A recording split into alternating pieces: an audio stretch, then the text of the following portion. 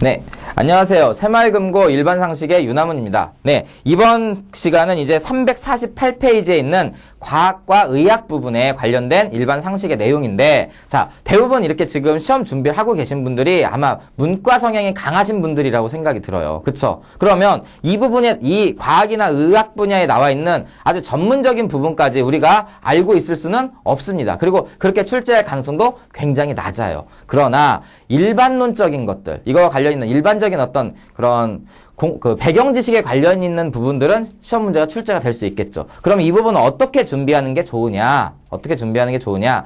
이걸 지금 여기서부터 막 이론을 막 하나씩 내가 모른다고 다 공부하는 게 중요한 게 아니에요. 이때는 어떻게 공부를 하시냐면 제일 먼저 뒤에 문제를 들어가서 문제를 푸시는 겁니다. 문제를 먼저 푸세요. 아는 것도 있고 모르는 것도 있고 대부분 한 7, 80% 모를 거예요. 그러면 해답지를 보고 그걸 공부를 해 두시는 겁니다. 일단. 왜냐하면 이 부분이 출제가 된다면 출제될 만한 것들만 출제가 되지 새로운 것들이 출제될 가능성이 굉장히 희박해요. 그렇기 때문에 먼저 문제를 풀어요. 그리고 푼 문제를 가지고 다시 공부를 합니다. 그리고 한 번 더 공부를 해요. 최소한 3번 정도 복습을 하면 대충 어떤 부분들이 문제가 출제가 되고 있고 내가 어떤 부분이 약하다라는 게 확실하게 딱 확연하게 드러납니다. 그때 앞부분으로 와서 이론을 정리를 하시면 돼요. 그거와 관련된 부분만 하시면 됩니다.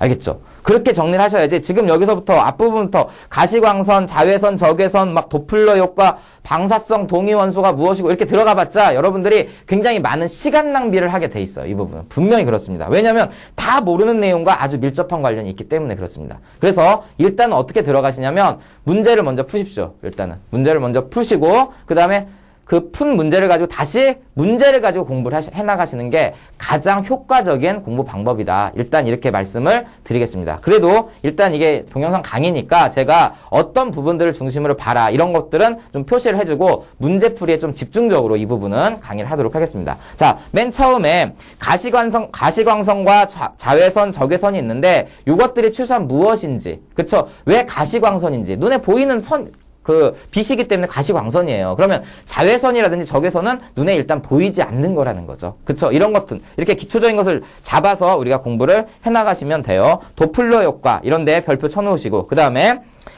베르누이의 정리, 이 부분도 별표를 쳐놓으시기 바랍니다. 유속이 증가를 하면 어떻게 된다? 그 유체에 대한 압력이 감소한다. 거꾸로 유속이 감소하면 그 유체에 대한 압력이 증가를 하겠죠. 네. 그 다음에 아인슈타인의 상대성 이론은 좀 알아두실 필요가 있습니다. 그 다음에 초전도현상, 가이아 이론, 게놈 이렇게 있는데 이런 것들은 그냥 개념적인 것만 알아두세요. 이런 것들은. 가이아 이론은 좀 중요해요. 지구를 무엇으로 보는 거냐면 그냥 무생물로 보는 게 아니라 살아있는 생물체와 무생물과의 상호작용을 하고 있는 생명체로 인식을 하는 게 바로 가이아 이론이에요. 이런 정도로 이렇게 대충 어떤 것들을 알아두셔야 되는지만 한번 보도록 하겠습니다. 리보솜하고 여기서 미토콘드리아 그리고 멘델의 유전 법칙에 별표를 쳐놓고 그 3원칙 반드시 외워두시기 바랍니다. 우열의 법칙, 분리의 법칙, 독립의 법칙 이 3가지는 나올 수가 있어요. 네, 그 다음에 인슐린에도 별표를 쳐놓으세요. 이것도 굉장히 중요한 개념이고 그 다음에 쭉 보시면 헤모글로빈이 있어요. 그쵸? 351페이지에 헤모글로빈 여기다도 별표를 쳐놓으시기 바랍니다.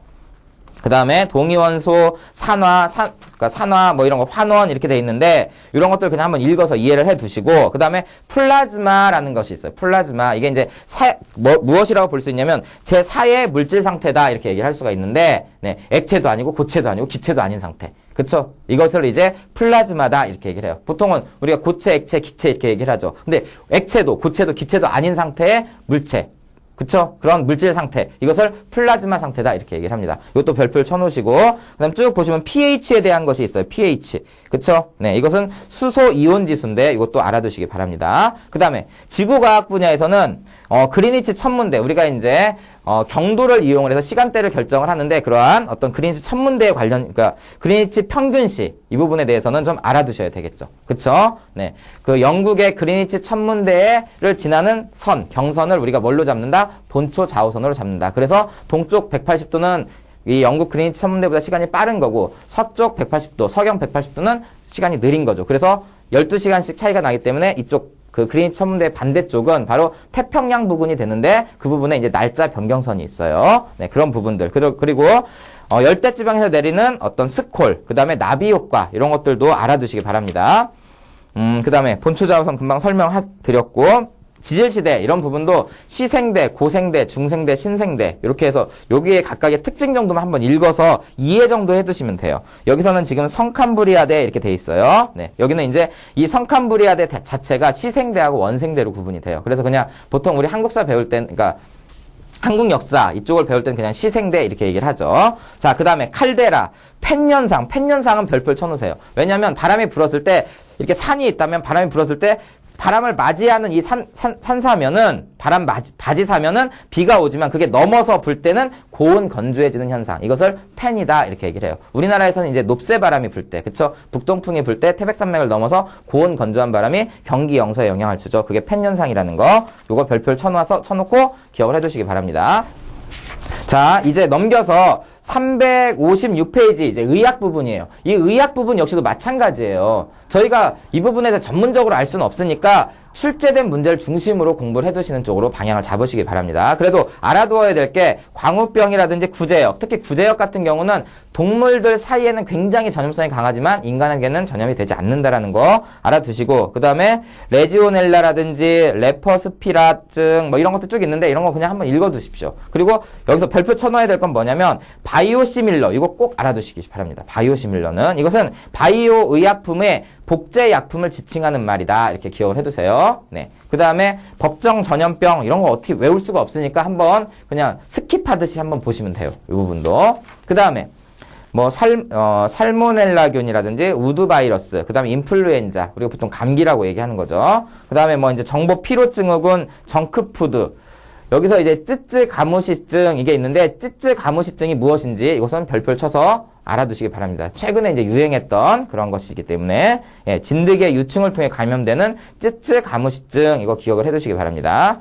네, 요 정도로 해가지고 이렇게 그냥 알아두실 내용들을 여러 번 그냥 반복하는 수준으로 정리를 하시고 문제풀이를 통해서 자세히 들어가도록 하겠습니다. 바로 이어서 문제풀이 들어가도록 하겠습니다. 이번 시간에 이제 과학과 의학 파트의 어떤 기출문제하고 예상문제 풀이를 한번 해보도록 하겠습니다. 교재는 360페이지예요. 그쵸? 360페이지. 자, 1번부터 들어가도록 하겠습니다. 자, 1번은 무슨 문제냐면 우리나라의 그 남극이나 북극에 설치되어 있는 어떤 과학기지의 명칭이 무엇인가 이걸 물어본 거예요. 그쵸? 자, 북극에 설치되어 있는 것은 무엇이다? 자, 우리가 먼저 설치한 것은 남극 쪽이에요. 그쵸? 남극에 언제 설치했냐면 1988년 요때 설치한 게 있습니다. 남극에. 그게 바로 무엇이다? 세종과학기지죠. 세종과학기지. 세종과학기지. 이게 이제 그 남극에 설치된 건데 최근에 들어서 우리가 북극에 설치한 게 있습니다. 북극에 2002년 4월에 설치한 건데, 자, 북극에 설치한 과학기지가 있는데 2002년. 자, 이게 바로 뭐냐? 다산과학기지죠. 다산과학기지. 다산은 누구의 호죠? 네, 정약용 선생의 호죠. 다산 정약용 선생의 어떤 호를 따서 다산과학기지가 북극에 설치되었다. 이것을 기억을 해두시면 되겠습니다. 남극은 세종과학기지, 북극은 다산과학기지. 그래서 정답은 몇 번이다? 이것은 4번이 정답이 되겠네요. 그쵸? 4번. 그 다음에 2번 보겠습니다. 2번.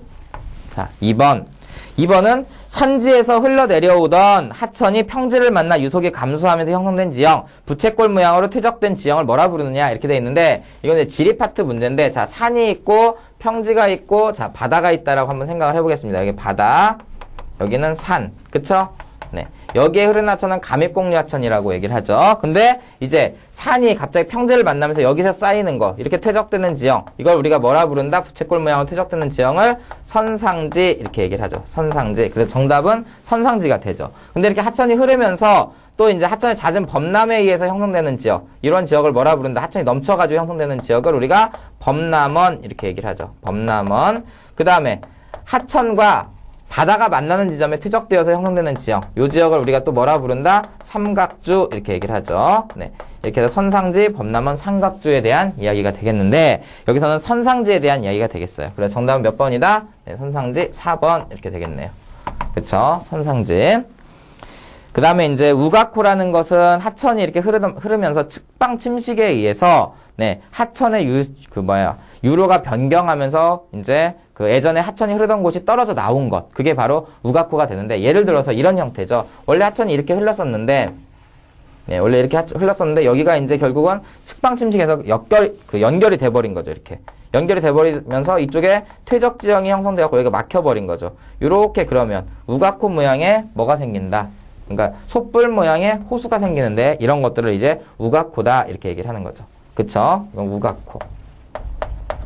이렇게 얘기를 하는 것이고 그 다음에 또 뭐가 있냐면 간석지가 있는데 간석지는 그냥 갯벌을 뜻한다 이렇게 보시면 돼요.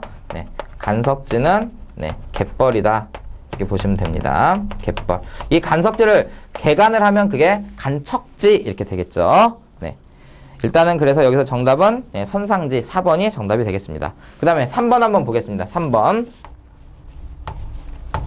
자, 3번은 무엇이냐면 표준시에 대한 설명으로 틀린 것은 이렇게 되어 있는데 우리는 보통 지금 현재 본초 좌우선 영도로 생각하는 것이 바로 어디다? 영국 런던의 그리니치 천문대 여기를 기준으로 지금 삼고 있어요. 네, 여기가 바로 무엇이다? 동경 서경을 따지지 않고 영도가 되겠죠. 그쵸? 네, 여기서부터 보면 이렇게 되어 있습니다. 네, 영국을 기준으로 잡았을 때, 영국을 0으로 봤을 때, 그쵸? 영도라 봤을 때, 동경 180도. 그쵸? 동경 180도, 또 서경 180도, 이렇게 나눌 수가 있어요. 그쵸? 근데, 동쪽에 해가 뜨기 때문에 동쪽이 시간이 더 빠른 거예요. 자, 우리나라 같은 경우는 한국과 일본 같은 경우는 똑같이, 예, 동경 몇 도를, 135도를 표준시로 사용하고 있습니다. 그래서 영국보다 우리는 몇 시간이 빠르다? 보통 9시간이 빠르죠. 9시간이 빠르다. 이렇게 얘기를 할 수 있어요.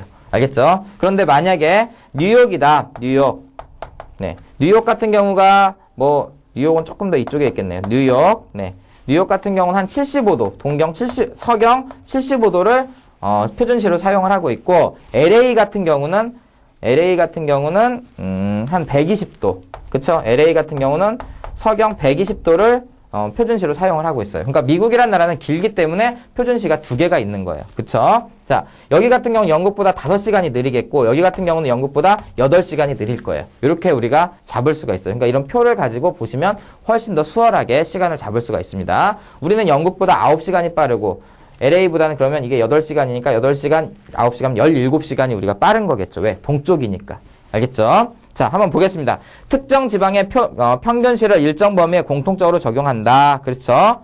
어떤 하나의 경선을 잡아서 일정 지역에 공통으로 그 시간을 적용을 하고 있고, 전 세계 공통의 표준시는 그리니치 표준시이다. 그렇죠? 그리니치 천문대를 기준으로 잡은 그 표준시가 공통의 표준시가 되고 있고, 캐나다, 한국은 한 개의 표준시를 사용하고 있다. 한국과 일본은 한 개의 표준시를 사용하지만 옆으로 긴 나라들은 2개, 3개, 많게는 6개, 7개까지도 6개 이상 이렇게 사용하는 국가들도 있다. 특히 러시아 같은 경우가 그렇죠. 자, 일단 그래서 정답은 몇 번이 된다? 이것은 3번이 되겠습니다. 3번. 그쵸? 틀린 게 3번이다. 그 다음에 여름철에 정규 표준시보다 1시간 앞당기는 것을 우리가 뭐라 부른다? 썸머타임제를 실시하고 있다. 이렇게 얘기를 하죠. 네. 그래서 맞는 게 되겠고. 정답은 3번이 되겠습니다. 4번 한번 보겠습니다. 4번. 자, 4번. 4번은 다음 중 수은 중독으로 인해 발생하며 사지 또는 입술의 떨림 등 신경학적인 증상이 나타나고 피로감 또는 무기력증으로 시작하여 심각한 우울증까지 동반할 수 있는 병. 그러니까 수은 중독. 그쵸? 네. 수은 중독과 관련 있는 것을 뭐라 부른다, 우리가? 예? 수은 중독이 있고, 또 하나는 이제 카드뮴 중독이 있어. 이 두 가지는 좀 알아두시기 바랍니다. 자, 수은에 의해서 중독됐을 때 우리는 그걸 뭐라 부른다? 미나마타병. 이렇게 얘기하죠. 수은 중독을 미나마타병. 미나마타. 그쵸? 병. 이렇게 얘기를 하고. 그 다음에 카드뮴에 중독됐을 때 그걸 우리가 뭐라 부른다? 네. 이타이병. 이렇게 부르죠. 이타이병. 자, 이렇게 해서 수은 중독과 카드뮴 중독은 좀 구분을 해두시기 바랍니다. 알겠죠? 여기서 보면 TATT 증후군 이렇게 돼 있는데 이것은 무엇을 뜻하는 거냐면 Tired all the time syndrome 해가지고 이건 무엇을 뜻하냐면 항상 어떻게 하는 거? 피로감을 느끼는 거. 이것을 뭐라 부른다? 우리가 TATT 증후군 이렇게 불러요. 네, 항상 피곤함을 느끼는 거. 그쵸? 네. tired all the time 이렇게 되는 거죠. 네. 모든 시간에서 피곤한 거. 그쵸? 이거를 뭐라 부른다? 우리가 TATT 증후군 이렇게 부른다라는 거. 네. 그 다음에 또 뭐가 있냐면, 블루베이비병 이렇게 되는데, 블루베이비는 무엇을 뜻하는 거냐면, 그러니까 아이를 낳았는데, 아이가 그러니까 푸른색을 띠는 거예요. 네. 뭐 이게 스머프도 아니고, 완전히 푸른색으로 띠는 거. 이걸 뭐라고 부르냐면, 우리가 이제 그 블루베이비병 이렇게 부르는데, 이건 왜 생기냐면, 블루베이비는, 그러니까 질산이 굉장히 많이 함유되어 있는 그 오염된 어떤 물을 먹었을 때, 그 산모가 이렇게 질산이 많이 이렇게 포함되어 있는 오염된 물을 먹었을 때, 이런 블루베이비, 그쵸? 그, 푸른색의 아이가 태어나게 되는 거죠. 그걸 우리가 뭐라 부른다? 우리가, 그 블루베이비병이다. 이렇게 불러요. 네. 이렇게 해서 이제 TATT 증후군. 항상 피곤함을 느끼는 거. 그 다음에 블루베이비병. 이건 질산이 다량 함유된 어떤 그 오염된 식수를 먹었을 때 이렇게 기억을 해두시면 되겠습니다. 여기서는 지금 수은 중독을 이야기하기 때문에 미나마타병 해갖고 정답은 몇 번이 된다? 네, 이것은 4번이 되겠죠. 4번. 그쵸? 네, 4번. 그 다음에 5번 한번 보겠습니다. 5번. 전 세계의 생산량 중 90% 이상이 중국에서 생산되며 LED 또는 하이브리드 자동차 등의 산업용 원자료로 쓰이는 광물은 무엇인가? 이렇게 돼 있죠. 이것은 중국에서 이제 대부분 생산이 되는 건데 히토류를 뜻하는 거예요. 네. 이거는 히토류에 대한 설명이다. 그쵸? 히토류. 그래서 정답은 몇 번이 된다? 이것은 4번. 이렇게 보시면 되겠습니다. 4번. 자, 한번 보시면 여기서 희귀 광물의 한 종류인 히토류는 전 세계에 고루 매장은 되어 있으나 환경오염 또는 노동력 등의 이유로 다른 지역에서의 생산량은 거의 매우 적거나 드물고 거의 중국에서 약 90% 이상이 생산된다. 이렇게 알아두시면 돼요. 히토류는 거의 중국에서 몇 프로 정도 생산이 된다? 90% 이상 생산이 된다. 그쵸? 네. 희소 광물로서의 어떤 히토류 알아두시기 바랍니다. 그 다음에 6번 한번 보겠습니다. 멘델의 유전 법칙. 이거는 이제 우리가 생물 시간에 배웠던 것들이죠. 멘델의 제3법칙. 멘델의 유전 법칙. 자, 이것은 이번 시간에 다시 한번 기억을 해두시기 바랍니다. 자, 맨 처음에는 무슨 법칙이에요? 우열의 법칙. 그쵸? 우열의 법칙. 두 번째는 이제 분리의 법칙. 그쵸? 그리고 이제 세 번째는 독립의 법칙. 그쵸? 네. 이것들을 각각 뭐 설명하는 문제보다는 여기서 지금 한번 읽어보시고, 요런 내용들은 아마 고등학교 때 한번 들어봤을 테니까 알 수 있을 겁니다. 요 내용들을, 자, 우열, 분리, 독립의 법칙, 이렇게 세 가지가 멘델의 제3법칙이다. 요 정도로 기억을 해두시면 되겠습니다. 여기서는. 뭐, 잠재의 법칙 이런 거는 멘델의 유전 법칙하고는 관련이 없다. 그래서 정답은 몇 번이다? 네, 1번. 이렇게 보시면 되겠습니다. 자. 그 다음에, 자, 한번 그래도 내용을 한번 보면, 우열의 법칙이라는 것은 무엇이다? 순종의 우성과 순종의 열성을 교배하면 그 자손은 모두 우성으로 표현된다. 이게 바로 우열의 법칙이죠. 그리고 분리의 법칙은 잡종끼리 교배하면 자손의 형질이 우성과 열성으로 나누어서 나타난다. 라는 것이고요. 그 다음에 독립의 법칙은 두 쌍의 대립 형질이 동시에 유전해도 한쪽의 대립 형질이 다른 쪽의 대립 형질과 관계없이 독립적으로 유전되는 법칙. 이것을 독립 유전의 법칙 이렇게 얘기를 하죠. 자, 요 이제 우열, 분리, 독립의 법칙 요 세 가지를 기억을 해 두시기 바랍니다. 그다음에 7번. 힘의 3요소에 속하지 않는 것은 자, 힘의 3요소. 요거는 무엇이냐면 작용점. 그쵸? 힘의 작용점, 그 다음에 방향, 그 다음에 크기. 요 세 가지가 바로 무엇이 된다? 네, 힘의 3요소가 되겠죠. 네, 여기서는 무게가 들어가 있는데 이 무게는 전혀 관련이 없다. 이렇게 보시면 되겠습니다. 그래서 정답은 몇 번이다? 네, 3번. 이렇게 되겠네요. 한번 보면 작용점이 있어요. 이렇게. 그쵸? 힘의 크기가 이렇게 나타났다고 보면 이게 작용점이고, 그쵸? 이거는 이제 그 힘의 크기가 되겠죠. 그럼 방향은 어떻게 결정이 되는 거예요? 이렇게 해가지고 요만큼의 힘의 크기가 되겠죠. 이렇게. 그쵸? 힘의 작용점. 그쵸? 그 다음에 방향, 그 다음 힘의 크기. 이렇게 되는 거죠. 이런 게 이제 힘의 3요소. 이렇게 되겠죠. 작용점과 방향과 크기. 요 세 가지는 힘의 3요소다. 이렇게 보시면 되겠습니다. 그 다음에 여덟 번째 한번 보겠습니다. 다음 중 빛의 3원색에 해당하지 않는 것은 자, 빛의 3원색하고 빛의 3요소하고 그쵸? 예, 색감, 물감, 그쵸? 색감의 3요소 이것은 좀 다르죠. 네. 빛의 3요소는 무엇이다? 색깔이 하나가 다른데 빛의 3요소는 빨강, 파랑, 초록 이렇게 돼요. 빨강, 파랑, 초록 이렇게 되죠. 그렇지만 색감, 색료의 3요소는 어떻게 된다? 빛이 아니라 이것은 빨강, 그 다음에 파랑, 그 다음에 네, 노랑 이렇게 돼 있죠. 그쵸? 네, 요 색깔 하나가 다르죠. 이걸 꼭 기억을 해두시기 바랍니다. 근데 빛 같은 경우는 가산혼합이 나타나고 이 색깔을 세 가지를 합치면 흰색이 되고 그쵸? 색감 같은 경우는 감산혼합이 나타나가지고 네, 이 색깔을 다 합치면 무슨 색, 뭐가 되냐면 검은색이 돼버린다라는 네, 그런 예, 특징이 있다라는 거. 여기까지 알아두시기 바랍니다. 자, 그래서 정답은 몇 번이다? 이것은 네, 노랑은 이 빛의 3원색이 아니기 때문에 네, 정답은 2번이 정답이 되겠습니다. 이 문제에서는 정답이 2번이다. 이렇게 보시면 돼요. 그 다음에 9번 한번 보겠습니다. 9번. 다음 중 방사성 물질의 방사능 측정 단위 이거는 베크렐이에요. 베크렐. 그쵸? 네. 방사능 측정 단위. 네. 이게 베크렐이라는 것을 알아두시기 바랍니다. 베크렐. 이건 뭐 그냥 단순 암기죠. 그쵸? 그 다음에 10번. 다음 중 1ppm이 의미하는 것은 무엇이냐? 이렇게 돼 있어요. 1ppm. 자, 이 ppm은 m이잖아요. 그쵸? 이것은 무엇을 뜻하는 거냐면, ppm이 파트 퍼 밀리언을 뜻하는 거예요. 그쵸? PART. 예, 파트 퍼, 그쵸? 밀리언. 그쵸? 밀리언이라는 건 100만이잖아요. 그쵸? 100만은 이렇게 쓰죠. 그쵸? 100만. 그러면 0이 6개 붙으니까 바로 무엇을 뜻하는 것이다? 10의 6승을 뜻하는 게 되겠네요. 그쵸? 네. 파트 퍼 밀리언. 그래서 답은 몇 번이 된다? 2번이 정답이 되겠습니다. 1ppm의 ppm의 의미는 100만 분의 1이다. 이런 개념으로 접근을 하면 되겠습니다. 그래서 답은 1번 이렇게 보시면 되겠습니다.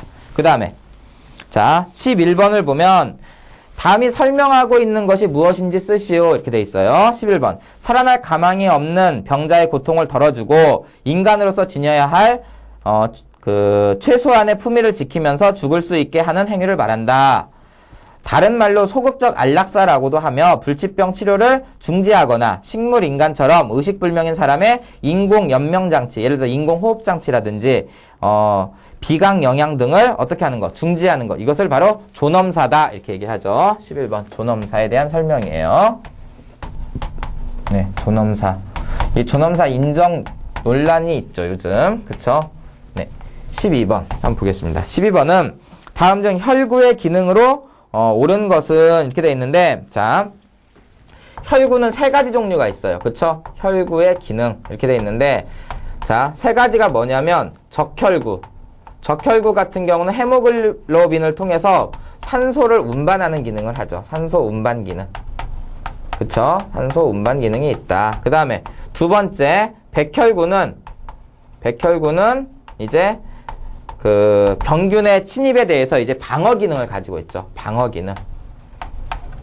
그쵸? 그 다음 세 번째는 혈소판이라는 게 있는데, 혈소판이라는 것은 이제 피가 흐를 때 혈액 응고 기능을 가지고 있죠. 네, 혈액 응고 기능.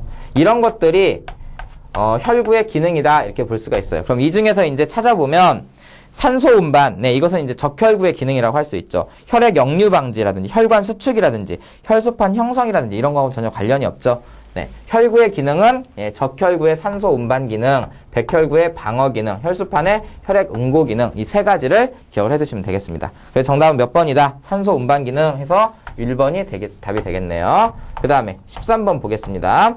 13번 다음 신문기사에서 말하는 건강보험 보장 강화 계획에 따른 4대 중증 질환에 포함되지 않는 것은 이렇게 돼 있어요. 그쵸? 4대 건강보험에 포함되는 4대 중증 질환. 4대 중증 질환. 자, 여기 보면은 이제 무엇이 있냐면, 뇌혈관, 그 다음에 암, 그 다음에 희귀난치성 질환 이런 것들이 들어가죠. 그리고 심장질환도 여기에 이제 들어가죠. 그쵸? 근데 여기에 지금 치매는 여기에 들어가지 않아요. 치매는 요즘 그 새롭게 만들어진 장기 노인 요양보험에서 이 치매 문제를 지금 이렇게 이제 보장을 해주고 있죠. 그쵸? 여기서 말하는 4대 중증 질환에는 포함이 안 된다라는 거. 그쵸? 자, 한번 보면은, 네, 비싼 암, 심장. 그쵸? 비싼 암 질환. 그 다음에 심장 질환. 그 다음에 뇌혈관 질환.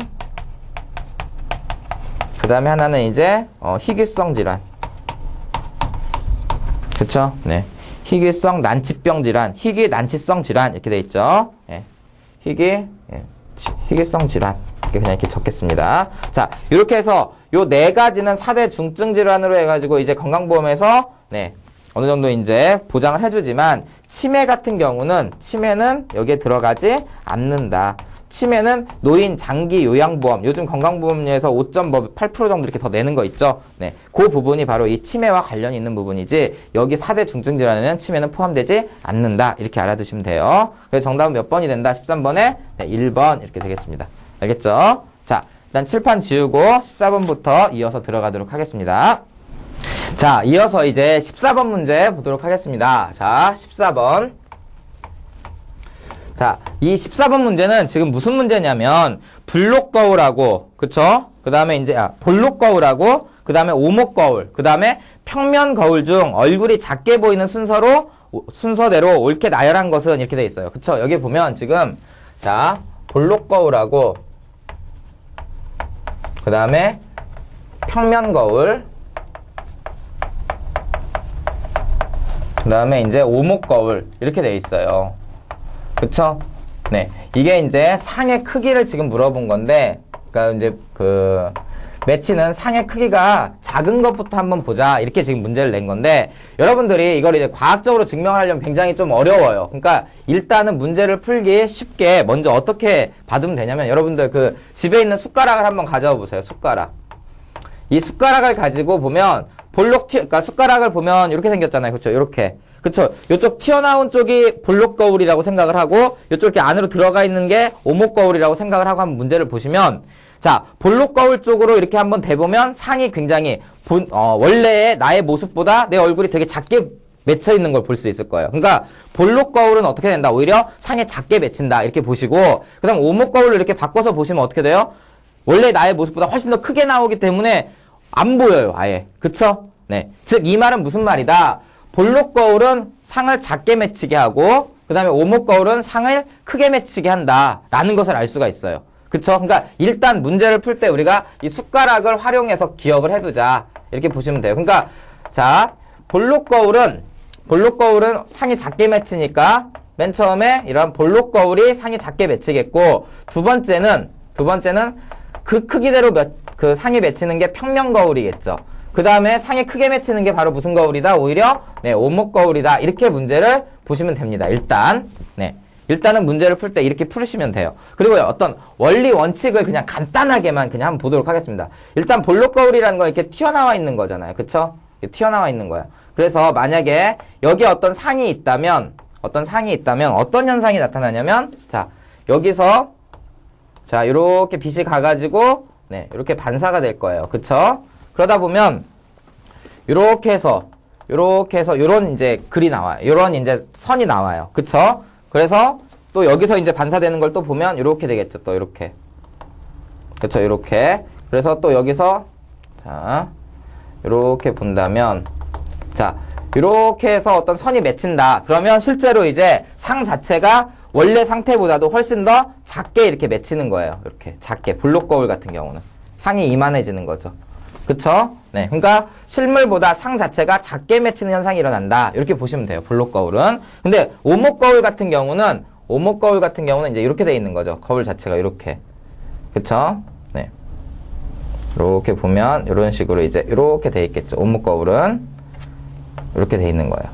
그러면 만약에 여기 이렇게 상이 있다면 어떻게 맺히느냐? 상 자체가 자, 이렇게 해서 빛이 간다면 이렇게.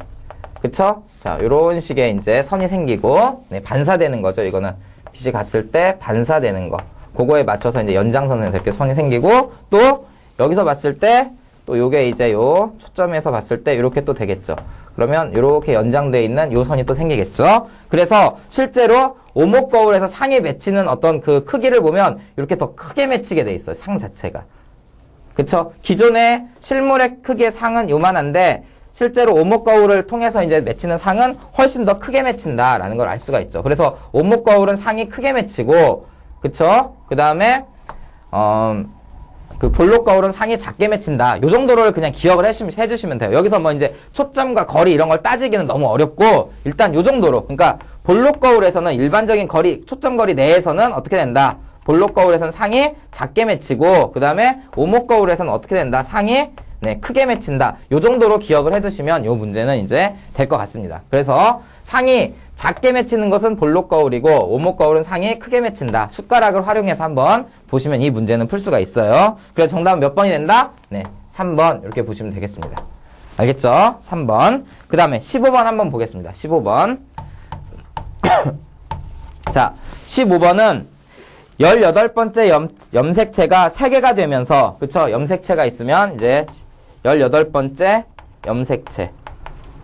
이 염색체가 몇 개가 되면서, 3개가 되면서 나타나는 어떤 증후군, 이걸 무엇이라고 부르느냐. 이렇게 되다 보면 이제 선천적인 기형이 나타나게 되는데, 이러한 선천적인 기형이 나타나는 증후군을 뭐라 부른다? 에드워드 증후군, 이렇게 불러요. 에드워드 증후군.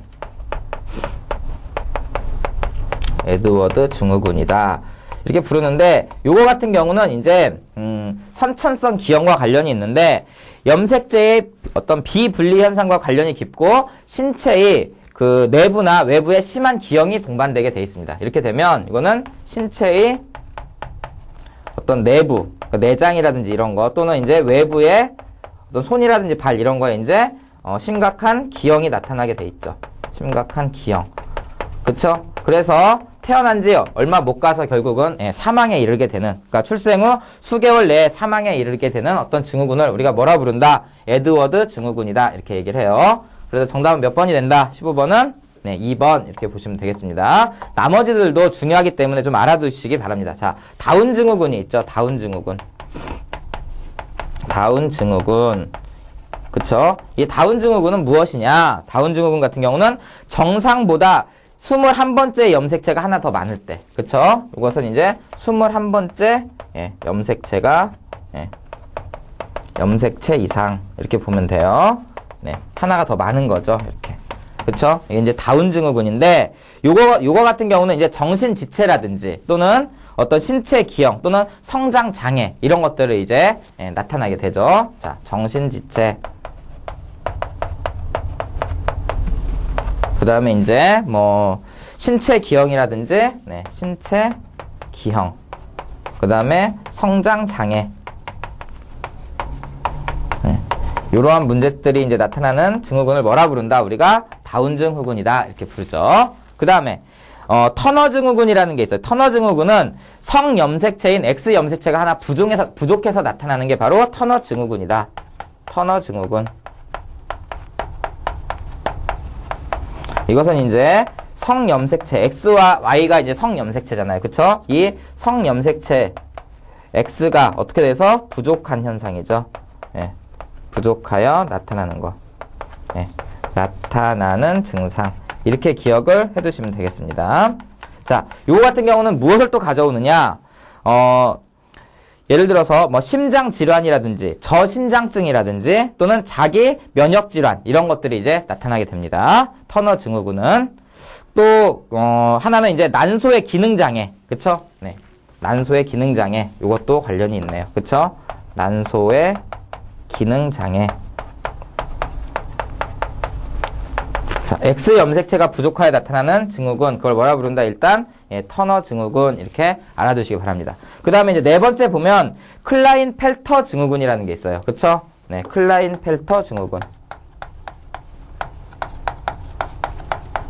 클라인펠터 증후군. 이거 같은 경우는 이제 그 성염색체가 이제 4개가 되는 거예요. 4개. 어떻게 되냐면 뭐 3개나 4개네요. 그쵸? XXY. 그쵸? XXY. 또는 XX 그 다음에 YY. 그쵸? YY. 또는, 어떤 식이냐면, XXXY. 이렇게 되는 거죠. XXXY. 보통 우리가 일반적으로 정상으로는 XX나 XY여야 되는데 성염색체가 어떻게 되어 있는 거예요? 하나가 더 있거나, 그쵸? 두 개가 더 있는 상태가 되는 거죠. 이렇게. 그쵸? 이런 경우를 우리가 뭐라 부른다? 클라인펠터 증후군이다. 이렇게 얘기를 하는 거죠. 알겠죠? 이럴 경우에는 외관상으로는 정상인과 크게 다르진 않지만 남성에게는 무정자증이 나타나고 또 여성에게는 이제 여성형 유방증 이런 것들이 나타날 수 있는 게 바로 이 클라인펠터 증후군이죠. 네. 이렇게 해서 요 네 가지는 좀 알아두시기 바랍니다. 자, 18번째 염색체 이상이 있는 것, 이것은 에드워드 증후군. 21번째 염색체 이상이 있는 건 다운 증후군. 그쵸? 그 다음에 X 염색체가 하나 부족한 것은 터너 증후군. 그쵸? 그 다음에 이제 성염색체가 3개나 4개가 되는 경우에 나타나는 현상은 클라인펠터 증후군. 이렇게 해서 4가지를 반드시 기억을 해두시기 바랍니다. 네. 그 다음에 16번 한번 보겠습니다. 16번. 16번은 다음 중 간의 기능에 알맞지 않은 것은 이렇게 돼 있어요. 그쵸? 자, 간의 기능을 지금 물어보고 있는데 16번은 간의 기능을 물어보고 있는데 굉장히 많은 기능이 있죠, 간은. 근데 여기서 일단 정답을 보면 수분 흡수 기능은 어디서 한다? 예, 이것은 대장의 기능이죠, 대장. 그쵸? 예. 그렇기 때문에 이제 우리가 이제 변을 만들 때 이런 어떤 고형의 변, 그쵸? 액체 형태의 변이 이제 고형의 변으로 바뀌는 이유가 바로 이 대장의 기능 때문에, 대장에서 수분을 흡수하기 때문이에요. 그래서 여기서 수분 재흡수 기능, 이것은 바로 대장의 기능이기 때문에 간의 기능이 아니다. 이렇게 볼 수가 있는데, 나머지들, 그럼 간의 기능이 엄청나게 많기 때문에 한번 보겠습니다. 일단 단백질 합성 기능, 당연히 이건 간의 기능이겠죠. 그쵸? 그리고 쓸개즙 생성 기능도 있고, 그 다음에 알코올 분해 기능. 우리가 술 마셨을 때 보통 알코올 분해하는 게 어디의 기능이라고 알고 있어요? 보통 간의 기능이죠. 이런 것들은 전부 다 간의 기능이다. 이렇게 보시면 돼요. 단백질 합성, 그쵸?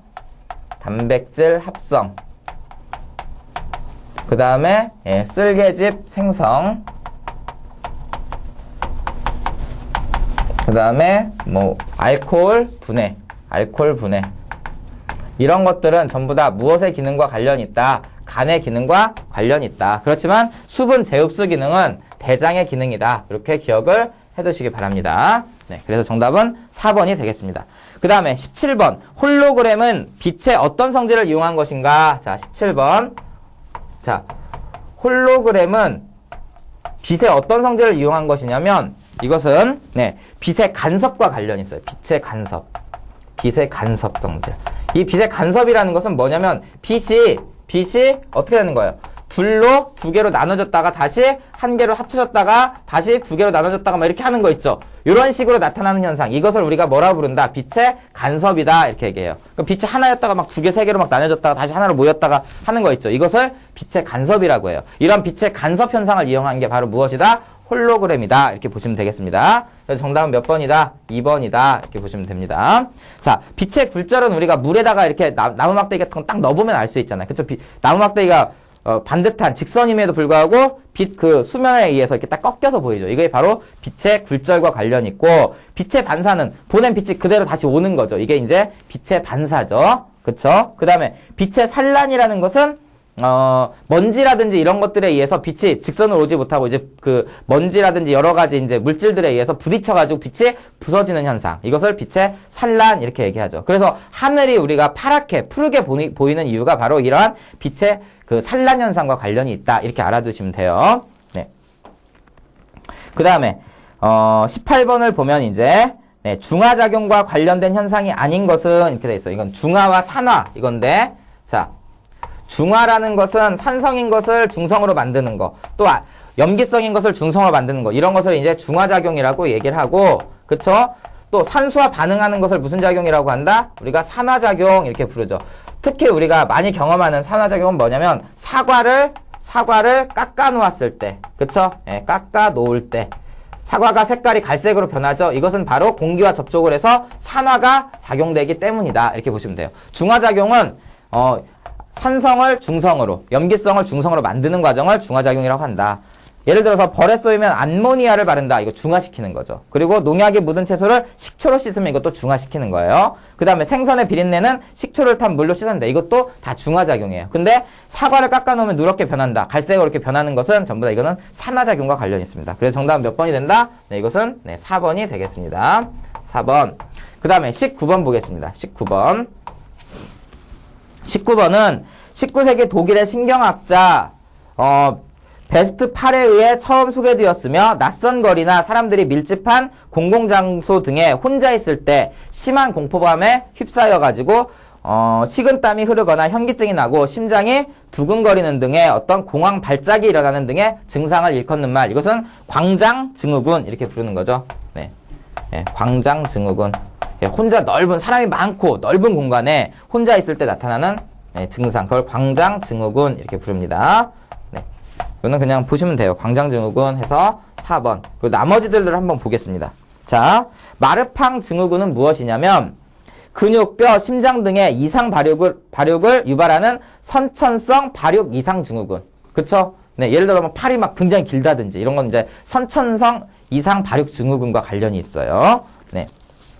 그 다음에 칩거 증후군은 무엇이냐면 바깥으로 나가지 않고 자기만의 공간에 틀어박혀 있으려고 하는 증상. 이것을 칩거 증후군 이렇게 부르죠. 그 다음에 레노이드 증후군. 레노이드 증후군은 손가락 끝의 조직이 혈액 내의 산소 부족으로 인해 손상되어 통증이나 조직 괴사 등의 현상이 나타나는 거. 이것을 레노이드 증후군 이렇게 부릅니다. 이런 것들 한 번씩 읽어서 기억을 해두시기 바랍니다. 그 다음에 20번 한번 보겠습니다. 20번.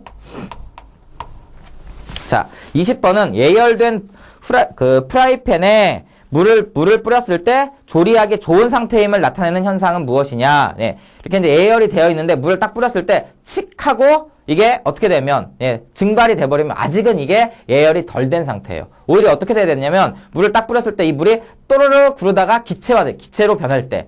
그쵸? 이때가 예열이 잘 된 상태입니다. 가장 요리하기 좋을 때는 언제다? 그러니까 물방울이 또르르 구르다가 기화할 때. 그쵸? 예. 물방울이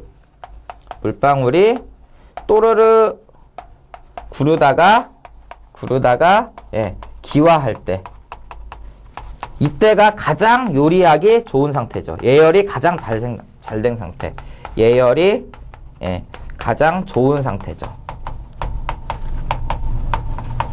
근데 만약에 물을 뿌렸을 때 칙하고 그냥 증발이 돼버렸다. 이때는 아직까지는 예열이 덜 된 상태다. 이렇게 알아두셔야 돼요. 그러니까 물이 또르르 구르다가 기화할 때 이때가 가장 예열이 뭐한 것이다. 잘 된 상태다. 이렇게 보시면 됩니다. 그래서 정답은 몇 번이다? 네, 2번 이렇게 보시면 되겠습니다. 그 다음 21번 보겠습니다. 21번.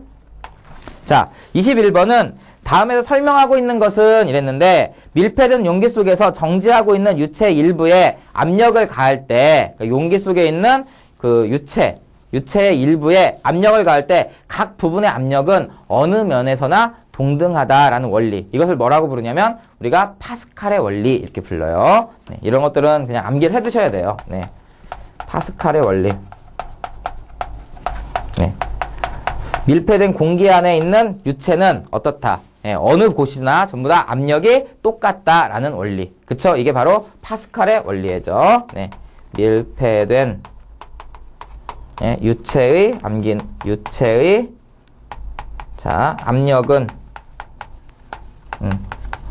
어디나 어느 곳에서나 같다. 이런 원리. 이걸 뭐라 부른다 우리가? 네, 파스칼의 원리다. 압력은 어느 곳에 밀폐된 용기 안에 있는 유체는 어느 곳에서나 그 압력이 같다라는 원리. 그게 바로 파스칼의 원리예요. 그래서 정답은 몇 번이 된다? 네, 이거는 3번이 되겠습니다. 3번. 네, 3번. 그 다음에 나머지들 한번 보면 카오스 이론. 이것은 겉으로 보기에는 불안정하거나 불규칙적으로 보이지만 나름대로의 질서와 규칙성을 가지고 있는 현상. 이것을 우리가 카오스 이론 이렇게 부르죠. 그 다음에 마그누스 효과. 마그누스 효과는 무엇이냐면 유체 속에서 회전하는 물체가 회전에 의해 흐름이 가속되는 쪽에서 그 유속과 회전축에 모두 수직인 힘의 작용이 지금 일어나고 있다. 그쵸? 이런 원리를 우리가 마그누스 효과 이렇게 얘기를 하죠. 네. 그 다음에 베르누이의 원리, 이것은 유체의 속도가 증가하면 압력이 낮아지고 유체의 속도가 감소하면 압력이 높아지는 원리. 그쵸? 속도가, 그러니까 유체의 어떤 그 움직임의 속도가 증가를 하면 그 유체에 존재하는 압력 자체가 낮아지고 속도가 낮아지면 어떻게 된다? 점점점 유체에 가해지는 압력이 점점 높아지는 원리. 이것을 뭐라고 부른다? 베르누이의 원리. 이렇게 얘기를 하는 거죠. 네. 이런 것들은 그냥 한번 읽어서 여러분들이 그냥 기억을 해두는 수밖에 없어요. 그쵸? 이게 만약에 이제 이과생들한테는 굉장히 유리한, 그쵸? 공부했던 부분이 굉장히 유리한 부분이겠지만, 만약에 이제 문과 쪽을 공부했던 학생들에게는 굉장히 어려울 거예요. 이런 부분들은. 그쵸? 수험생들한테는. 네. 그렇지만 여튼 여기 나와 있는 우리 교재에서는 보통 기출문제를 가지고 이게 문제를 출제를 했기 때문에 나와 있는 부분 정도를 잘 기억을 해두면 예, 충분히 시험 준비는 될 수가 있습니다. 자, 22번 한번 보겠습니다. 22번. 다음에서 설명하고 있는 것은 이렇게 되어 있는데, 자, 2종 법정 가축 전염병으로 소나 돼지에게 많이 나타난다. 이렇게 얘기를 했어요. 네. 그리고 가축으로부터 사람에게도 전파되는 사람과 가축의 공통 전염병이다. 네. 이거는 사람과 이제 가축에게 공통으로 나타나는 전염병이라는 겁니다. 이것에 감염되면 암컷은 임신 후기에 유산이 되고 수컷은 고함염과 같은 어떤 증상을 나타내게 된다. 이런 건데 이러한 어떤 병과 관련 있는 것은 브루셀라병이에요. 브루셀라병. 자, 22번은 브루셀라병. 자, 이것은 이제 인축 공통 전염병이다. 공통 전염병. 자, 동물과 동물 사이에서는 전염이 되지만 그러니까 동물에서 사람으로 전염이 되긴 하지만 사람과 사람 사이에서는 전염이 안 됩니다. 이 브루셀라병은. 자, 이 병에 걸리게 되면 그러니까 암컷은 어떻게 된다? 유산을 하게 된다. 암컷 같은 경우에는 임신 후기에 어떻게 된다? 유산을 하게 되고 그다음에 수컷 같은 경우는 어떻게 된다? 수컷 같은 경우는 이제 고환염 이런 것들에 이제 고환염 이거를 고환염을 유발할 수 있다. 이 정도로 알아두시면 돼요. 수컷이죠. 시옷을 빼죠. 수컷. 자, 브루셀라병은 인축 공통 전염병인데 암컷에게는 임신 후에 유산을, 그쵸? 수컷에게는 고환염을 유발하는 그러한 질병이 바로 무엇이다? 브루셀라병이다. 이렇게 알아두시면 됩니다. 그래서 정답은 몇 번이다? 이거는 4번 이렇게 보시면 되겠습니다. 구제역이 있어요. 1번에 구제역. 구제역 같은 경우는 가축의 제1종 바이러스성 법정 전염병으로 전염성이 매우 강합니다. 요거 같은 경우는. 근데 가축끼리만 전염이 되지 이것은 사람한테 전염이 되지 않아요. 구제역은. 예를 들어서 발굽이 둘로 갈라진 소, 돼지와 같은 동물이 감염되는 질병으로 입이라든지 발굽 주변에 물집이 생기고 침을 심하게 흘리는 증상이 나타나는 게 구제역인데 이 구제역은 사람한테는 전염되진 않아요. 그 다음에 살모넬라라는 게 있어요. 살모넬라는 무엇이냐면 식중독의 원인이 되기도 하고 티푸스성 질환을 일으키는 이건 균 이름이에요.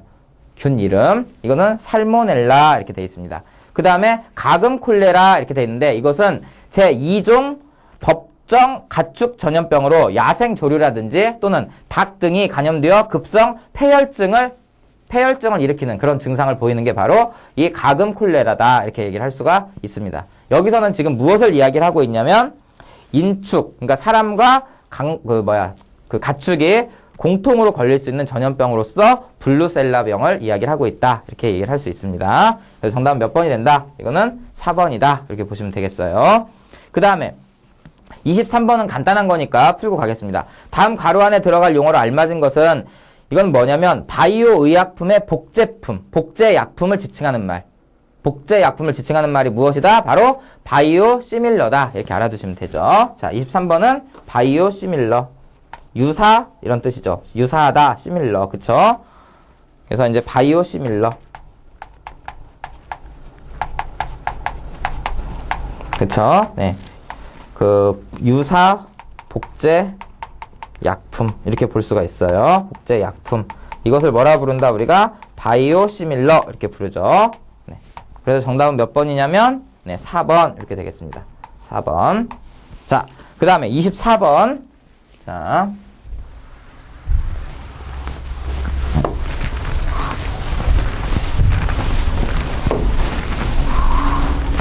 자, 24번을 보겠습니다. 24번은 불포화 지방산 기름이 아닌 것은 이렇게 돼 있어요. 그럼 포화 지방산하고, 자, 24번. 포화 지방산, 그쵸? 그 다음에 불포화 지방산, 이렇게 둘로 나눌 수가 있죠. 네, 불포화 지방산. 그럼 여기서 이제 불포화 지방산이 아닌 것은 이렇게 얘기를 했는데, 자, 먼저 불포화 지방산에 뭐가 들어갔는지를 좀 보면 알 수가 있을 것 같아요. 올리브유라든지 포도씨유, 그 다음에 카놀라유, 이런 것들은, 자, 올리브유, 그 다음에 포도씨유, 그 다음에 하나가 무엇이죠? 네, 카놀라유. 여기에 나와 있는 것 중에는 요 세 가지가 바로 불포화 지방산에 해당이 돼요. 그쵸? 네, 불포화 지방산. 불포화 지방산은 이제 우리 체내에 쌓이지 않는다라는 거죠. 네. 그 다음에 포화 지방산 이렇게 돼 있는데, 포화 지방산에는 이제 여기서 코코넛 기름이 나와 있죠. 그리고 뭐 버터라든지 돼지 기름, 소기름 이런 거 있죠. 네. 돼지 기름이라든지, 그 다음에 소기름이라든지, 그쵸? 그 다음에 뭐 이제 코코넛 기름. 여기 문제에 나온 것 중에서는 코코넛 기름. 이런 것들은 전부 다 포화 지방산이죠. 그쵸? 네. 그래서 정답은 1번이 되겠습니다. 그래서 여기에 지금 나와 있는 포화 지방산과 불포화 지방산을 좀 기억을 해 두시기 바랍니다. 네. 그 다음에, 자, 25번 한번 보겠습니다. 25번은 제시된 예는 모두 뉴턴의 운동 법칙에 해당한다. 각각의 법칙에 해당하는 숫자를 모두 합한 값은 어떻게 되느냐 이렇게 됐어요. 이런 문제는 아주 문제 유형이 너무 좋습니다. 그쵸? 자, 뉴턴의 법칙이 있어요. 뉴턴. 그쵸? 뉴턴의 법칙은 제1법칙, 제2법칙, 제3법칙 이렇게 있어요. 1법칙은 뭐냐면 뉴턴의 제1법칙은 관성의 법칙이에요. 관성의 법칙. 그쵸? 네, 관성의 법칙. 그 다음에 제2법칙은 무엇이냐면 제2법칙은 가속도의 법칙입니다. 가속도. 그쵸? 가속도의 법칙. 그 다음에 제3법칙은 뭐냐면 네, 작용 반작용의 법칙이죠. 작용 반작용의 법칙. 자, 이렇게 해서 이 세 가지가 있는데 여기에 숫자가 나와요. 그쵸? 제1법칙, 제2법칙, 제3법칙 이렇게 숫자가 나오니까 이 숫자를 가지고 지금 문제를 풀려는 건데, 자, 기억을 한번 보면 달리던 선수가 결승선을 통과하고도 바로 멈추지 못하고 계속 달리게 되죠. 이것은 달려왔기 때문에 그렇죠. 그거는 관성의 법칙과 관련이 있으니까 1법칙과 관련이 있다. 이렇게 보면 되겠네요. 그쵸? 기억은 1법칙이다. 그 다음 니은은 달리고 있는 자동차의 엑셀을 계속 밟으면 속도가 계속 빨라지는 거. 이건 가속도의 법칙이니까 제2법칙과 관련이 있죠. 가속의 법칙. 그 다음에 디귿을 보면 노를 저어 물을 뒤로 밀면, 그쵸? 물을 뒤로 밀기 때문에 배가 앞으로 나아가죠. 이거는 작용 반작용의 법칙이기 때문에 제3법칙에 해당이 되겠습니다. 그 다음에 니을을 보면 옷에 먼지를 털 때 옷을 탁 두들겨서 털어내죠. 이것은 바로 관성의 법칙과 관련이 있어요. 제1법칙. 왜 이게 관성의 법칙이냐? 지금 옷을 이렇게 딱 들고 있으면 옷이랑 지금 먼지는 이렇게 멈춰 있으려고 해요. 근데 옷을 몽둥이나 이런 거 가지고 툭 치면 어떻게 되는 거죠? 옷은 앞으로 나아가지만 먼지는 멈춰 있으려고 하니까 먼지가 털어지는 겁니다. 그쵸? 옷이 앞으로 나아갔는데 그 먼지 자체는 여기에 멈춰 있으려고 하기 때문에 옷에서 먼지가 분리되게 되는 거죠. 이거 같은 경우도 관성의 법칙과 관련이 있어요. 먼지가 이렇게 머물러 있으려고 하는 거죠. 옷과 먼지가 같이 있으려고 하는데 옷을 쳐냈기 때문에 먼지는 그대로 있게 되는 거죠. 그러니까 옷에서 먼지가 분리되는 거. 이게 바로 관성의 법칙과 관련이 있어요. 그쵸? 그러니까 우리가 움직이는 것이 갑자기 정지하면 앞으로 나아가려고 하고, 정지되어 있는 것을 움직이게 되면 멈춰 있으려고 하는 원리. 이게 바로 관성의 법칙이에요. 근데 우리는 움직이는 것에서 멈출 때만 이렇게 앞으로 나아가는 이것만 관성의 법칙이라고 생각을 하는데, 거꾸로도 관성의 법칙과 관련이 있다라는 거 반드시 기억을 해두시기 바랍니다. 그래서 이거 숫자를 다 합치버리면 1, 2, 3, 1 이거 합치면 숫자가 몇이 나온다? 네, 7이 나오네요. 그래서 7이 답이 되죠. 그래서 답이 몇 번이 된다? 2번 이렇게 되겠습니다. 이 문제는 아주 좋은 문제예요. 이 문제 같은 경우는. 그쵸? 네. 그 다음 26번 한번 보겠습니다. 26번. 탯줄, 그 다음에 혈액으로 백혈구, 적혈구 등을 만드는 어떤 조혈세포와 뼈, 근육, 신경 등을 만드는 간엽, 줄기세포로 구성되어 있으며 의료 가치가 매우 높은 것. 우리가 요즘 아이 낳으면 이거 하죠? 네, 보관을 하죠? 무엇을 이야기하는 것이다? 네, 제대열에 대한 이야기다. 이거는 제대열에 대한 설명이죠. 그래서 정답은 몇 번이 된다? 네, 3번 이렇게 보시면 되겠습니다. 그 다음 27번 보겠습니다. 27번. 자, 27번. 다음 중 무중력 상태를 체험할 수 있는 놀이기구가 아닌 것은, 우리가 무중력 상태를 체험하는 것은 자유낙하시. 그쵸? 무중력 상태는 네, 자유낙하 때, 네, 이걸 체험하는 방법은 자유낙하 상황에서, 네, 이걸 체험을 할 수가 있어요. 그러면 이러한 자유낙하 상황이 나타나지 않는 것을 찾으면 돼요. 바이킹 이렇게 움직이죠. 네, 자유낙하가 있죠. 그 다음에 자이로 드롭도 어떻게 돼요? 휙 떨어지죠. 그쵸? 그 다음에 고공 번지점프도 자유낙하죠. 이런 것들은 전부 다 무중력 상태를 체험을 할 수가 있습니다. 그렇지만 대관람차 같은 경우 그냥 이렇게 관람하는 거기 때문에 이것은 무중력하고 전혀 상관이 없어요. 그래서 정답은 몇 번이 된다? 이거는 4번 이렇게 되겠습니다. 그 다음 28번. 자, 이자에서 분배되는 호르몬이 무엇이죠? 네, 인슐린이죠. 네, 이자에서 분배되는 호르몬, 이것은 무엇이다? 인슐린. 그쵸? 혈당을 조절을 하는 거죠, 혈당. 네. 그쵸? 혈당을 낮추어주는 효과가 있어 당뇨병 등의 치료에 쓰이는 거, 인슐린에 대한 이야기가 되겠습니다. 이건 답은 그래서 3번이 되겠습니다. 3번. 그 다음에 다음 비타민의 종류 중 햇빛을 통해서 생성되는 거. 햇빛을 통해서 생성되는 것은 뭐다? 비타민 D죠? 비타민 D. 그쵸? 네. 자, 비타민 D. 이거 같은 경우는 이제 햇빛을 통해, 그쵸? 햇빛을 통해 생성이 된다. 통해 생성. 이렇게 보시면 되겠습니다. 자, 그래서 정답은 몇 번이다? 2번. 이렇게 보시면 됩니다. 자, 그 다음에 비타민 D 같은 경우는 무엇이냐? 칼슘의 흡수를 촉진하여 뼈를 튼튼하게 해주는 것. 그리고 결핍되면 구루병이 유발되는 게 바로 이 비타민 D예요. 그 다음 비타민 E는 항산화제로서 세포막을 구성하고 있는 불포화 지방산의 어떤 산화를 억제하여 세포막과 조직의 손상을 막아주며 결핍되면 빈혈을 유발하는 게 무엇이다? 바로 비타민 E가 결핍되면 빈혈을 유발을 할 수가 있어요. 그 다음 비타민 C는 괴혈병을 유발을 하게 되고, 비타민 A 같은 경우는 눈과 아주 밀접한 관련이 있죠. 그래서 이 비타민 A가 이제 결핍이 되면 야맹증을 유발할 수가 있습니다. 이렇게 해서 비타민 E, 비타민 D, 비타민 C, 비타민 A 이 부분, 비타민에 관련되어 있는 부분은 별표를 쳐서 반드시 기억을 해두시기 바랍니다. 그 다음에 30번 보겠습니다. 다음 중 지렛대의 원리를 이용하지 않는 것은 이렇게 돼 있어요. 30번. 지렛대. 네. 대표적인 지렛대의 원리를 이용하는 게 바로 무엇이에요? 시소죠, 시소. 우리 어렸을 때 탔던 시소놀이. 그쵸? 자, 요거와 관련 있는 거. 병따개도 지렛대의 원리가 이 안에 들어가 있죠. 병따개. 그 다음에 두 번째는 뭐 손톱깎이도. 그쵸? 손톱깎이의 그 구조를 보면 손톱깎이도 결국은 네. 지렛대의 원리와 관련이 있습니다. 그리고 낚싯대도 지렛대의 원리와 관련이 있는데, 여기 나와 있는 자물쇠는 열쇠죠. 자물쇠 같은 경우는 이 지렛대의 원리하고는 전혀 상관이 없다. 이렇게 볼 수가 있겠죠. 그래서 정답은 몇 번이 된다? 이거는 4번 이렇게 보시면 되겠습니다. 네. 그 다음에 자, 31번. 자, 31번.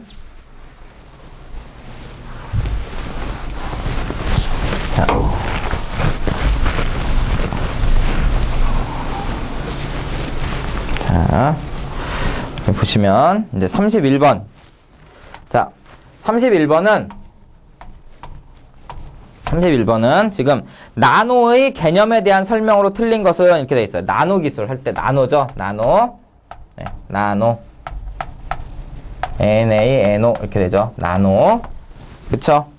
자, 한번 보겠습니다. 미터법의 단위 앞에 부터 10억 분의 1을 나타내는 단위로 사용된다. 우리가 보통 1억 하면 0이 몇 개다? 8개예요. 그쵸? 1억이 0이 8개예요. 그러면 10억이 바로 0이 몇 개예요? 10억이.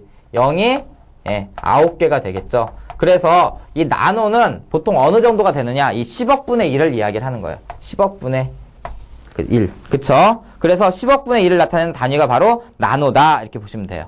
알겠죠? 그래서 보통 나노는 어떻게 쓴다? 나노는 10의 마이너스 9다. 이렇게 볼 수가 있어요. 알겠죠? 네, 공이 9개가 붙습니다. 네. 그 다음에 1나노미터는 사람의 머리카락 굵기의 10만 분의 1 정도의 크기다. 그쵸? 머리카락의 10만 분의 1 정도의 그 크기가 바로 이 나노의 단위입니다. 그 다음에 1나노미터는 보통 원자 3, 4개 정도의 크기다. 이렇게 볼 수가 있어요. 자, 예. 머리카락의 어느 정도다? 네, 10만 분의 1 정도의 크기다. 그쵸? 그 다음 세 번째는 원자, 예, 3개, 3, 4개의 크기다. 이렇게 볼 수가 있어요. 그쵸? 네. 근데 4번을 보면 10의 마이너스 12승을 나타내는 보조 단위다. 이렇게 얘기했는데 10의 마이너스 12승이 아니라 뭐다? 10의 마이너스 9승이 되는 거죠. 그쵸? 네. 10의 마이너스 12승이 아니라 네, 10의 마이너스 9승이다. 그래서 정답은 몇 번이 된다? 네, 이거는 4번 이렇게 되겠습니다. 요 세 가지는 다 맞는 말이에요. 그 다음에 32번 보겠습니다. 32번. 지구의 경도를 결정하는 기준이며 영국 런던의 그리니치 천문대를 어떻게 하는 거다? 예, 통과하는 현재의 경도 영선인 이것을 무엇이라 부른다? 우리가 뭐라 부르죠? 그거를 본초자우선 이렇게 얘기를 하죠. 본초자우선. 그쵸? 본초자우선이다. 이건 그냥 알아두시면 되겠네요. 그쵸? 답은 몇 번? 4번. 네. 이렇게 해가지고 과학과 의학 분야에 이제 그 기존에 출제됐던 문제들하고 이제 현재 이제 예상 문제들을 한번 풀어봤습니다. 이런 부분들을 한 번씩 다시 한번 풀어보시고, 그러니까 여러분들이 공부할 때 가장 좋은 방법은 일단은 문제를 한번 풀어봐요. 그쵸? 그리고 나서 바로 또 예, 틀린 것들을 중심으로 해서 공부를 하는 겁니다. 모르는 것들을. 그리고 나서 다시 한번 보는 거죠. 3번 정도를 공부하고 앞부분 이론에 가서 다시 한번 확인을 하고 그 다음 또 한번 보고 이렇게 최소한 3번 이상은 봐가지고 내가 모르는 내용들을 반드시 확인을 해 두셔야 돼요. 공부를. 알겠죠? 그런 식으로 공부를 해나가시기 바랍니다. 네, 그러면 오늘 이 부분은 여기까지 하도록 하겠습니다. 네, 감사합니다.